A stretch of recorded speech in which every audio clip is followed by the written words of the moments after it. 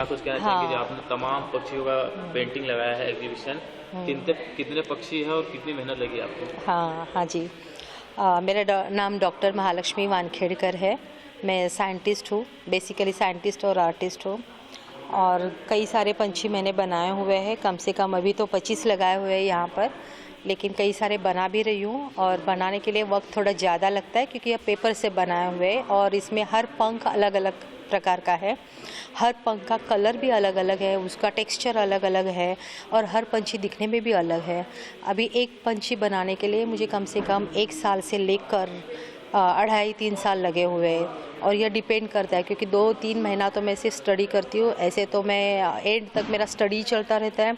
अगर मैं उसका बीक बनाऊँ, आँखें बनाऊँ, एक पंख बनाऊँ, पैर भी बनाऊँ, तो अभी मैं वो पैर के समझो मैं पैर बना रही हूँ, तो वो पैर भी मुझे जब जन्म हुआ है तब से लेकर वह बूढ़ा होने तक उसमें पैर में क्या क्या चेंजेस आते हैं वो सबका स्टडी करती हूँ। मतलब अंत में मैं यही कहूँगी कि पंछियों का स्टडी करना मतलब बहुत कठिन बात है। कठिन बात इसलिए कि उसके हर पंख अलग होता है, हमें तो दिखता नहीं है, लेकिन हर पंख का डिज़ाइन भी अलग होता है, उसका टेक्सचर भी अलग होता है और उस पंख का कलर भी अलग होता है। कई सारे पंछी ऐसे होते हैं कि वो हमें एक ही शेड के दिखते हैं, लेकिन उसका शेड चेंज होता है। इस दुनिया में सिर्फ मतलब इस विश्व में भगवान ने पंछियों का एक ही घटक ऐसा बनाया है कि वो हर वक्त अलग अलग दिखता है और एक ही पंख की अनेक प्रजातियां दिखती है और हमें लगता है कि यह पंछी अलग है, लेकिन दिखता तो इसके जैसे है। जैसे कबूतर की कई प्रजातियां, एक आपको उदाहरण बताती हूँ, पीकॉक की भी कई प्रजातियाँ है, लेकिन अगर कबूतर की एक समझो कबूतर की प्रजाति है, हमें लगता है कि यह अलग अलग प्रजाति का है, लेकिन नहीं, वैसे नहीं होता है। कभी कभी क्या होता है, यह नेचर में भी ऐसे होता है कि 2 पंछी एक साथ आते हैं और उनका अलग तीसरा पंछी तैयार हो जाता है, लेकिन दोनों दिखने में सेम होते हैं। पंछियों में ऐसा होता है कि वो अपने जैसे दिखने वाले पंछी के साथ सिर्फ संबंध रखता है, लेकिन दूसरे पंछी के साथ नहीं रखता है, इसलिए इनकी प्रजातियाँ अलग अलग हो जाती है।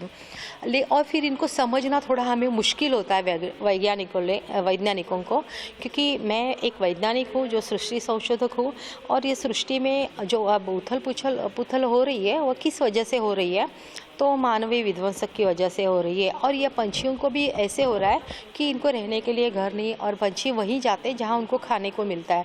अभी स्थलांतरित होने वाले जो पंछी है, एक जगह से दूसरे जगह जाने वाले, ये किस वजह से जाते हैं, क्योंकि जब वातावरण चेंज हो जाता है तो क्लाइमेट चेंज होने की वजह से वहाँ का उनका खाना पीना, उन्हें वहाँ अन्न नहीं मिलता है, तो इसलिए वो अन्न की शोध में या उनका जो प्रजनन की वजह से वो अलग जगह जाते हैं, क्योंकि उनके बच्चे वहाँ अगर अच्छे बढ़ते हैं तो वो वहीं जाएंगे।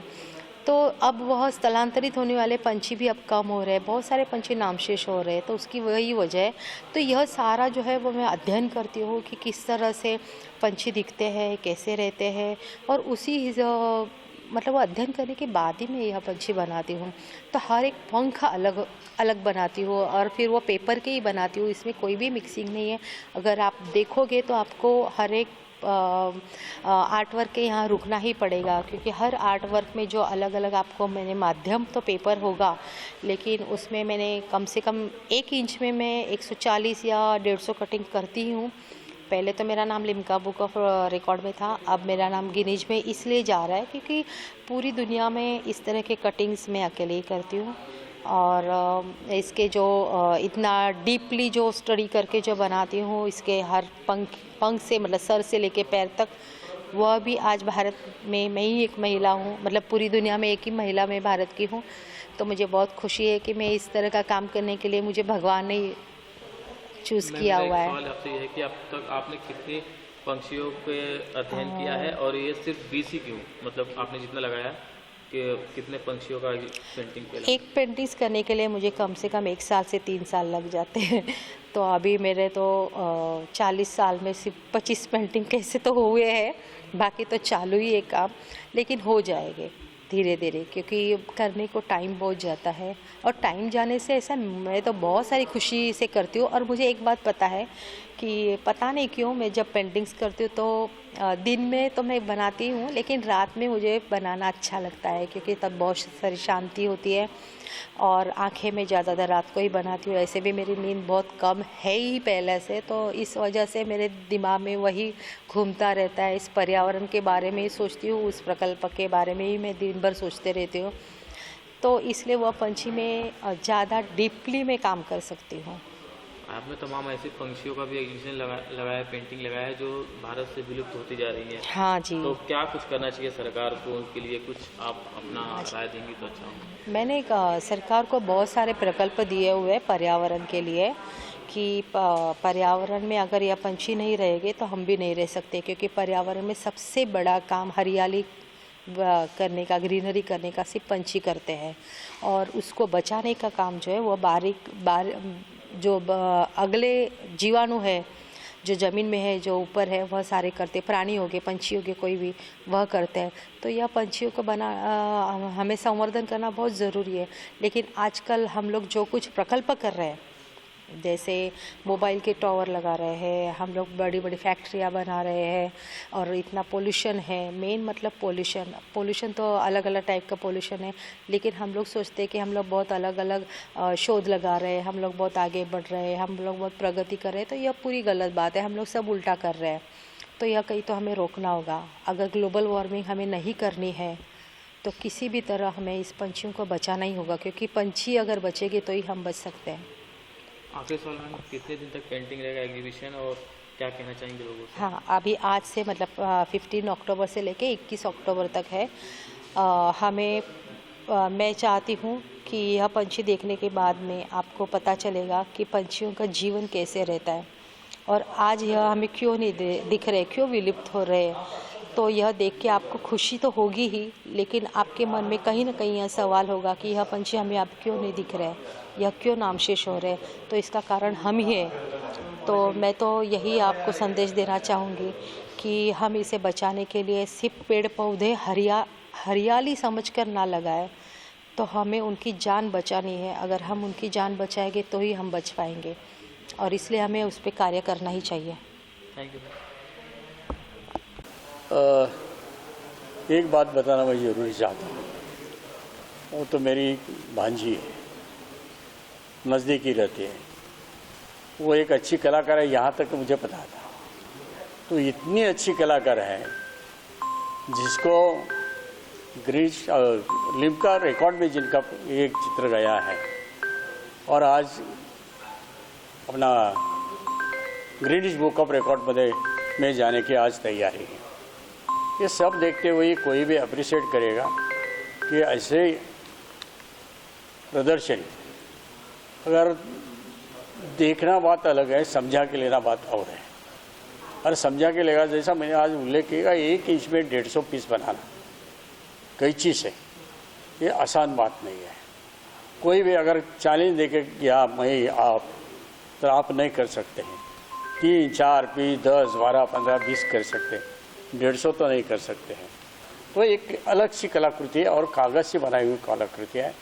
जो भी आज यहाँ का पक्षी है, जिसके पंख कैसे होने चाहिए, उनका कलर क्या क्या होता है, वो जैसा उम्र बढ़ती जाती है तो उसका कलर में चेंज क्या होता है, ये सभी बातें इसमें लाई हैं। और हर एक देश की, जहाँ से बाहर से आते हैं, बर्फ़ में होने वाले भी पक्षी यहाँ हैं, पंछी हैं, ये जंगल में रहने वाले तो होते हैं पंछी, झाड़ के अंदर रहने वाले भी पंछी हैं। अपना घर कैसा बनाते हैं, वहाँ अपनी निपज बच्चे की कैसी करते हैं, फिर कैसा खोला जाता है, ये नेचर के साथ जुड़े हुए लोग ही ये समझ सकते हैं कि हर उनका खाना क्या है। कि खनिज, वो एक पंछी देखा कि ज़मीन से अंदर जितने खनिज है उतना ही खाता है वो। ये कभी हमने सोचा भी नहीं है कि ज़मीन में खनिज है और वो खनिज खाने वाला भी कोई एक पंछी है, ये कभी हमने सोचा भी नहीं होगा।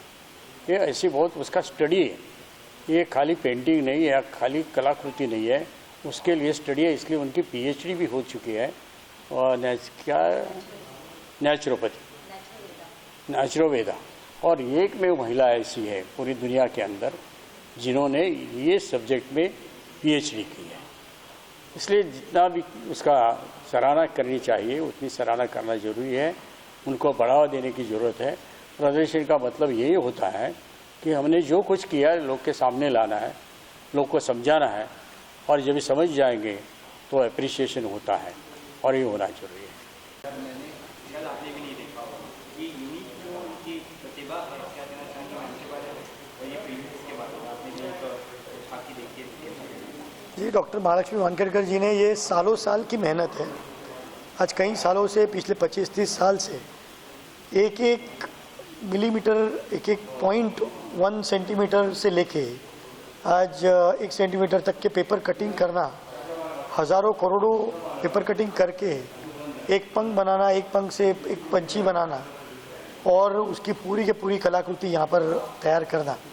और उसमें उन्होंने जन्म से लेके वो जिस तरह से बड़े होते हैं, उनकी माँ किस तरह से उनको बड़ा करती है, किस तरह से उन्हें दुश्मनों से छुपा कर कहीं ना कहीं पेड़ के नीचे या कहीं ना कहीं सेम कलर के ग्रास के नीचे उनको छुपा कर उनको बड़ा किया जाता है, उनको दुनिया किस तरह से दिखाई जाती है। एक तो इसमें है, दिखाया गया है जिसमें पंछी पानी में अपने बच्चों को साथ में लेकर पूरी दुनिया घुमाकर किस तरह से जीना है, किस तरह से बड़ा होना है, वो भी दिखाया गया है। तो इस तरह से ये बहुत अलग हटके कलाकृतियाँ यहाँ पर बनाई गई है। यहाँ पे अलग अलग रंगों की वजह से 2D 3D में तो ये कलाकृति है, और एक हटके नॉर्मली हम कलर्स देखते हैं या ड्राइंग देखते हैं, पर ये एक्चुअल में 3D में ये बनाए गए हैं और बहुत मेहनत ली गई है। एक एक बनाने के लिए, एक एक पेंटिंग या एक एक कलाकृति के लिए 1 साल से 2.5 3 साल वक्त दिया गया है। बहुत ही ज़्यादा वक्त इसमें गया हुआ है, और इसलिए एक वक्त की कीमत मुझे लगता है बहुत बड़ी है, और इसीलिए सरकार की तरफ से भी इस तरह की कलाकृति को प्रोत्साहन दिया जाए और इस तरह से कलाकृति को ऊपर उठाया जाए और ज़्यादा से ज़्यादा लोगों तक पहुंचाया जाए।